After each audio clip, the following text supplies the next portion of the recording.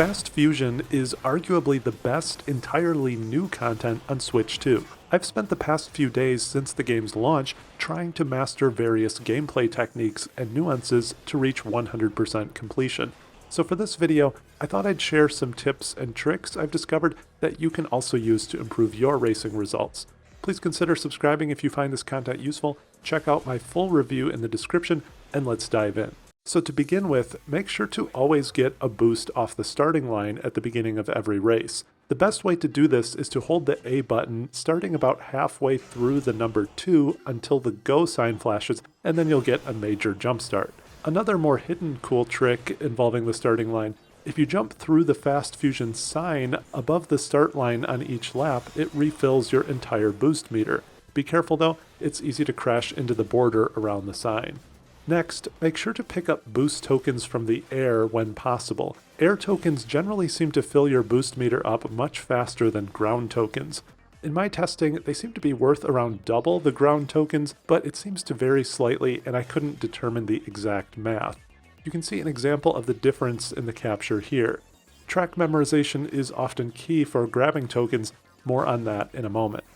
Fusing ships makes the harder challenges much more manageable, so spend some time with this system.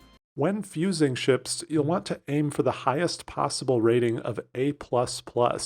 Make sure to purchase all of the ships for more possible combinations.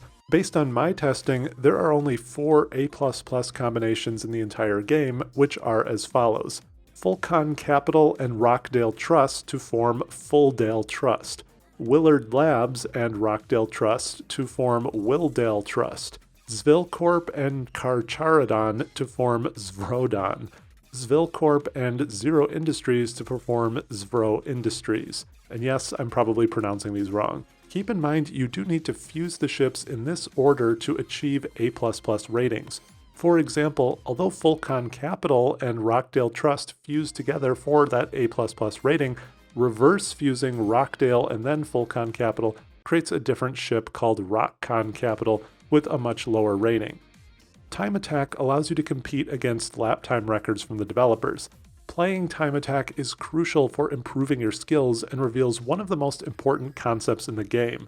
Using the techniques in this video, I was able to beat every Time Attack except Yama Crest. We'll come back to that one. So put simply, every track in the game is designed so that once you master it, your ship should be in an almost constant state of boosting. The distribution of boost strips, tokens, and especially air tokens across the track ensures that if you're racing correctly and spacing your boosts effectively, you should almost always be boosting.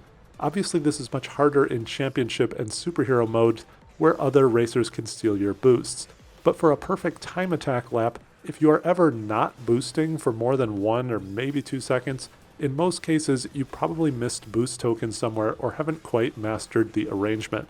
Make sure to also not over-boost too rapidly to try to go faster. It's better to slightly space them out and coordinate with the boost strips on the ground. If you take a look at this continuous lap footage, you'll notice the ship is almost in this constant state of glowing boost. As you graduate between different time trial difficulties, you may need to tweak your strategy of which boost tokens to pick up and when. When flying faster, you technically need fewer boosts to complete the track. Some tokens you'd pick up on subsonic might not make sense or slow you down on hypersonic, for example. Several of the tracks in the game also have meaningful shortcuts. These shortcuts are required to pass Time Attack and are very useful to win the championship and superhero modes. So Port Genkai has one of the most significant shortcuts. You'll need to use the jump mechanic to drop down to the right-hand side of the track here, which cuts into a large corner on the map and can save a second or two off of your lap time, critical in Time Attack mode. Nensho Crater also has a shortcut that allows you to jump through an entire corner. After you see these curved pillars, you'll need to jump onto a flat stretch of track in the rocky terrain to bypass the corner and then complete a second jump to land back on the track. Yama Crest also has a useful, somewhat risky shortcut. As you exit the first loop on the track, you'll need to drop down to your left off of the track to land on the first of 2 flat strips that cut through a wider corner. From there, you'll either need to use the jump mechanic or pure momentum to reach the next flat, and then jump or boost again to land back on the main track. But let's talk a little bit more about Yama Crest. This track is the only one I haven't beaten on Hyper Mode Time Attack, In fact, I'm not even close, even though I've run out of ideas for how to shorten the time. I assume this means I'm missing some sort of additional shortcut, but I haven't been able to find one, at least not one the game allows. Interestingly, I did find a major shortcut that eliminates about half the map, but the game refuses to register it. If you boost and jump to your right just after the first major loop, you can actually cut across the entire canyon in the middle of the track and land back in front of the starting line. The game is very picky about when it allows this, depending on how you maneuver. Sometimes it seems to just register this as a crash and sets you back on the track. However, when you pass through the finish line, this does not register as a lap for some reason. I assume there is some sort of safeguard in place to make sure you hit certain checkpoints on each track to prevent these kinds of extreme shortcuts, but I think it's kind of disappointing that this doesn't work.